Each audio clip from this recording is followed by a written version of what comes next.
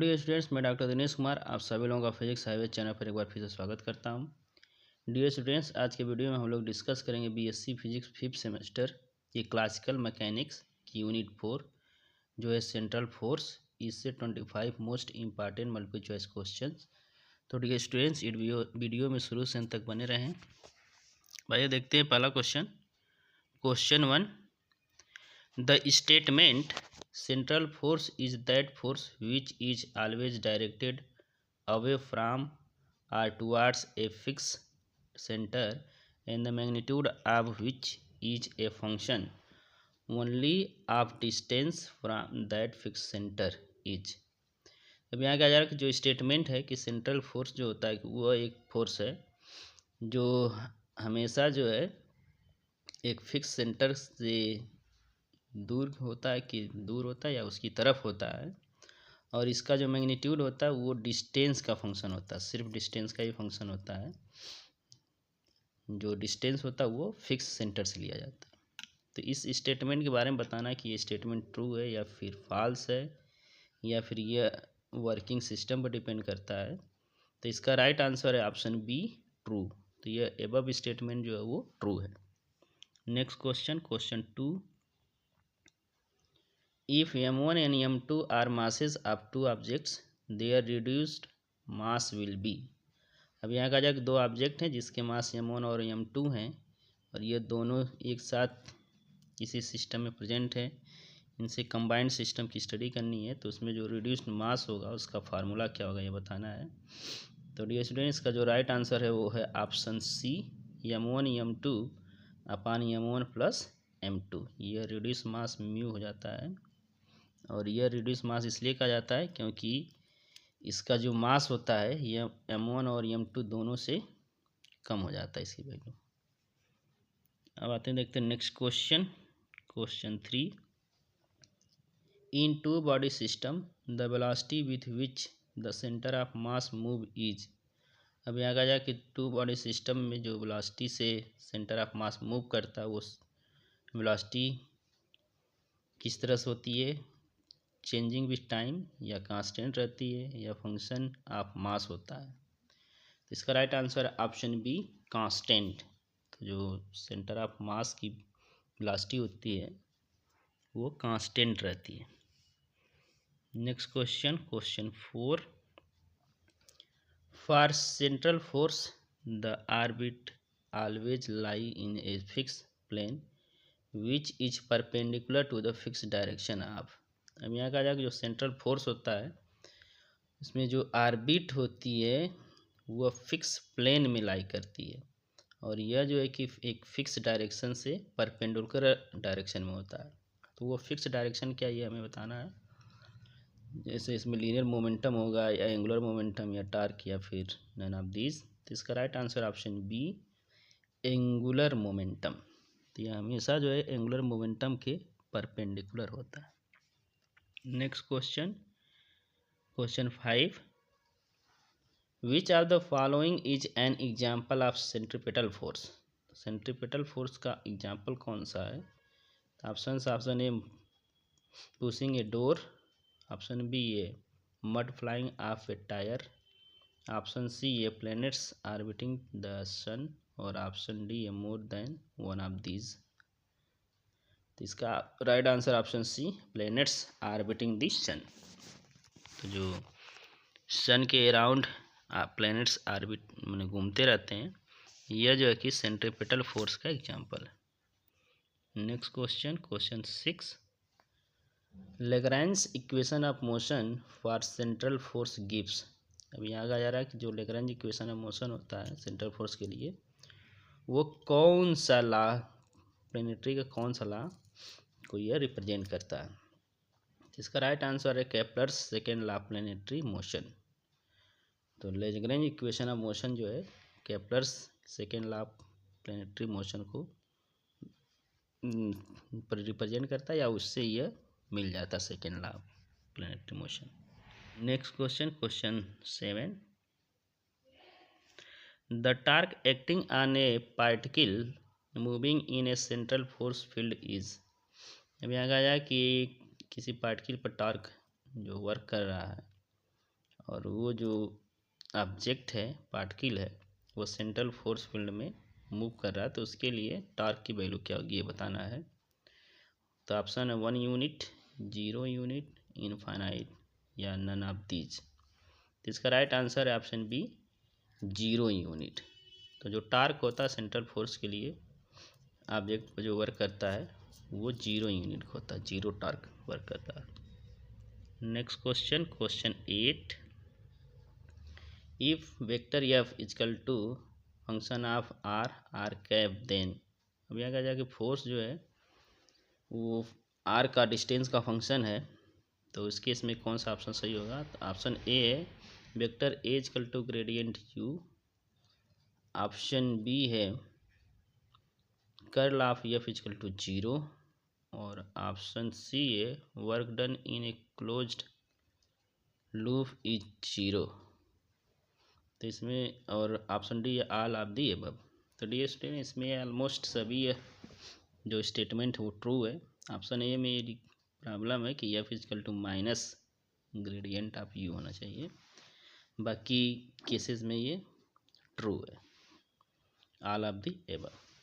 Question 9, if a planet has total energy E and it is positive then its orbit will be। अब यहाँ कहा जा रहा है कि एक प्लेनेट है जिसकी टोटल एनर्जी कैपिटल ई है और यह ई की वैल्यू जो है पॉजिटिव है, उस केस में ऑर्बिट किस तरह का होगा, या बाउंड होगा या अनबाउंड होगा या क्लोज्ड होगा या फिर इलिप्टिक होगा, ये बताना है। तो इसका right answer option B, unbound. तो ऑर्बिट जो होगा वो अनबाउंड होगा। Next question, question 10, the time period of a planet around sun is 11.6 years। How far is planet from sun. Distance of earth from sun is 1.5 × 10⁻11 metre. तो यहाँ पर कहा जा रहा है कि एक प्लेनेट है जो सन के अराउंड मूव करता है, उसका जो टाइम पीरियड है वो 11.6 ईयर है।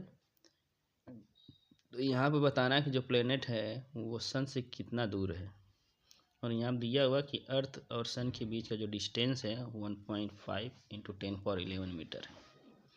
तो डियर स्टूडेंट्स, यहाँ पर केपलर्स का जो थर्ड लॉ है वो अप्लाई होगा, और ये होता है T² is proportional to R³।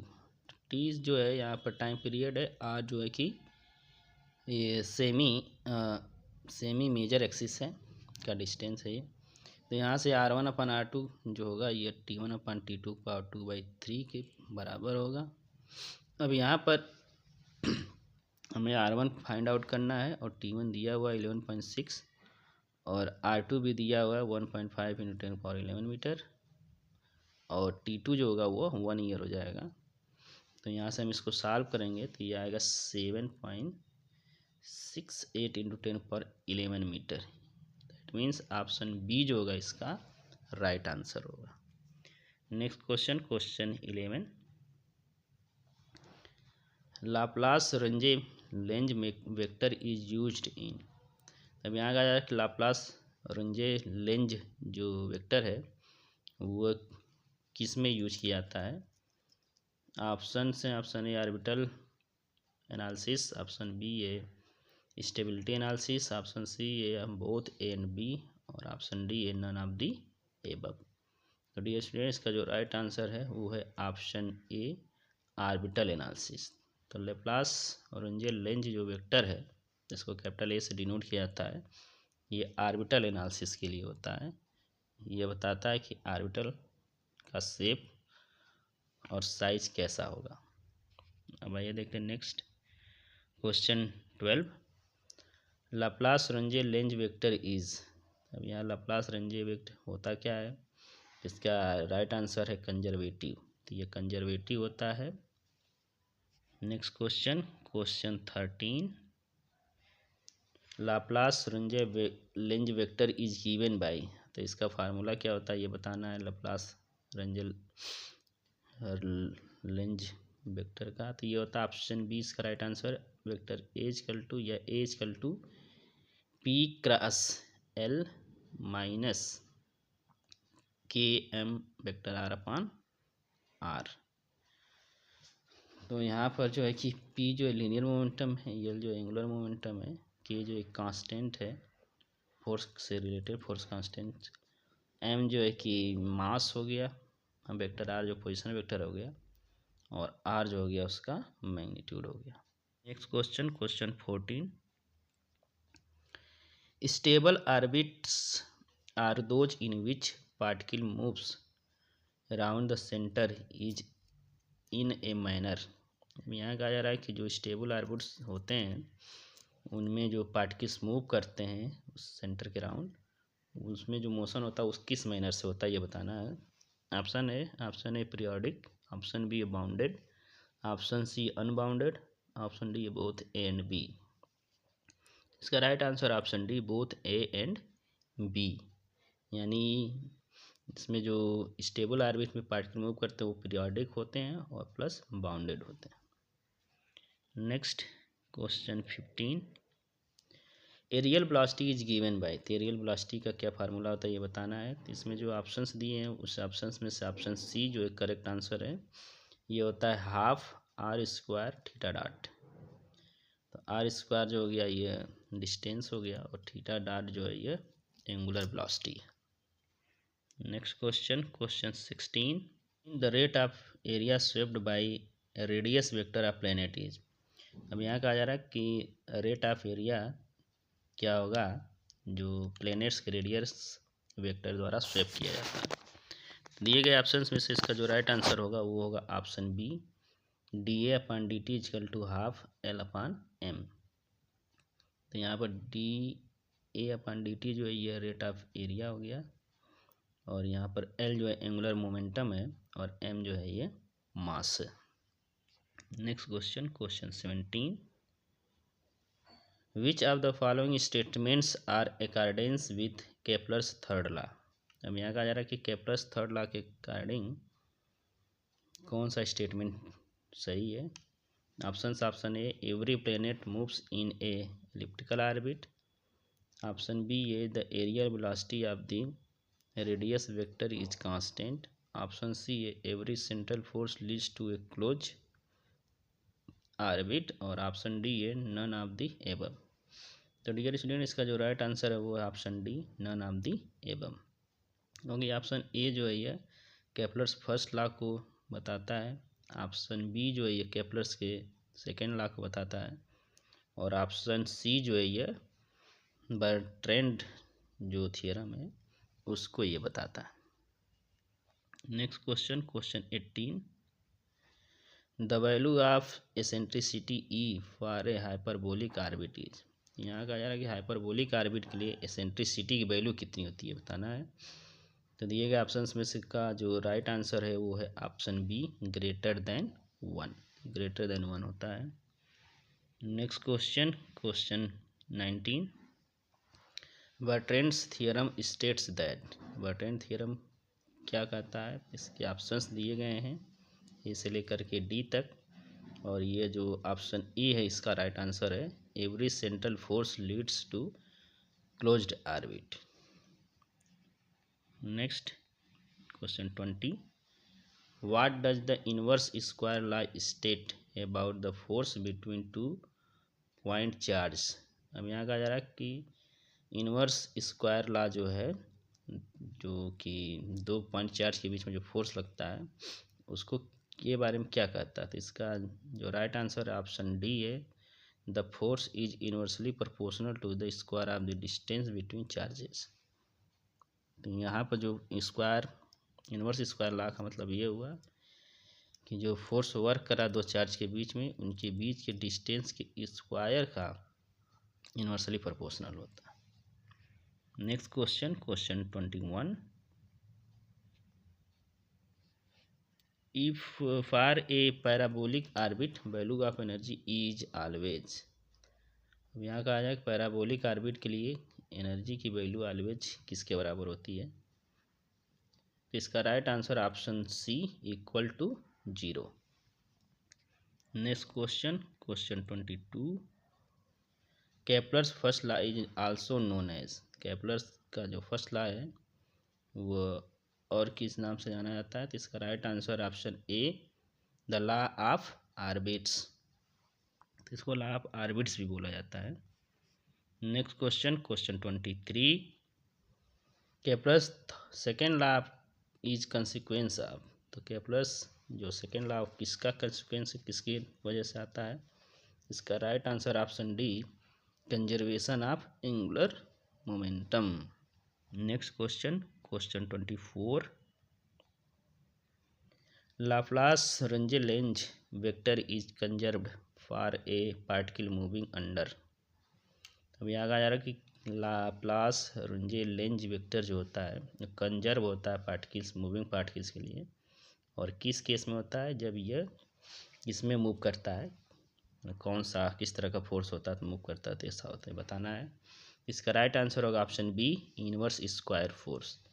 तो जब यह पार्टिकल इनवर्स स्क्वायर फोर्स के अंडर में जब यह मूव करता है तब जो लाप्लास रेंज वेक्टर है वो कंजर्व रहता है। Next question, question 25, under A conservative force the work done in a closed path is. तो जो सेंट्रल फोर्स होते हैं वो कंजर्वेटिव होते हैं, तो कहा जा रहा है कि कंजर्वेटिव फोर्स के अंडर में जो वर्क डन होता है क्लोज पाथ के लिए वो कैसा होता है? तो इसका राइट आंसर ऑप्शन बी, 0। तो कंजर्वेटिव फोर्स के द्वारा जो वर्क डन होता है क्लोज पाथ के लिए वो 0 होता है। तो डियर स्टूडेंट्स, आई होप ये वीडियो आप लोगों के एग्जाम्स के लिए काफ़ी हेल्पफुल होगा। तो इस वीडियो में इतना ही, फिर मिलते हैं नए वीडियो में नए टॉपिक पर MCQ के साथ। तब तक के लिए धन्यवाद। जय हिंद, नमस्कार।